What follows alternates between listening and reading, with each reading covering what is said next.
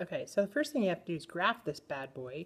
And so, of course, I start out with a line. This is negative x plus 2, but I'm only allowed to graph it when x is less than negative 1. So you'll see I have an open bubble here at negative 1, 3, because if I were to plug in negative 1, that would give me a y value of 3. And then it's going up to the left with a slope of negative 1. And then between negative 1 and positive 1, I'm just graphing plain old y equals x. And so I would have, since I have equal to signs, I would actually get to include those endpoint dots. So if I plug in negative 1, it would be negative 1. And if I plug in positive 1, it would be positive 1. And then I just connected the dots. Notice it does go through 0 as the y-intercept. And then on the last one, I have a parabola that's been shifted to the right 1 from the origin. And I cannot include 1 because it's greater than. So that's why I have an open bubble at 1, 0.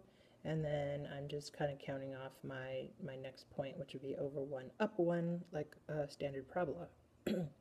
Okay, so now I get to actually calculate the limit, and I'm looking at the limit as we approach negative 1, when x is approaching negative 1. So for part A, remember, I'm still approaching negative 1 from the right, because that's positive. So as I swoop in from the right on the part of the graph that's getting closer to negative 1 and I can swoop in on, I notice I'm getting closer and closer to that value, which is negative 1. And then for part B, I am swooping into negative 1 this time from the left because I've got the negative sign.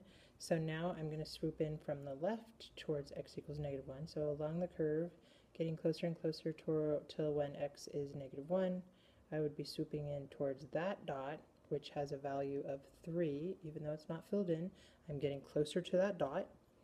And since those two numbers are not equal, then we say the limit as x approaches negative 1 from either, since the two sides don't match, does not exist.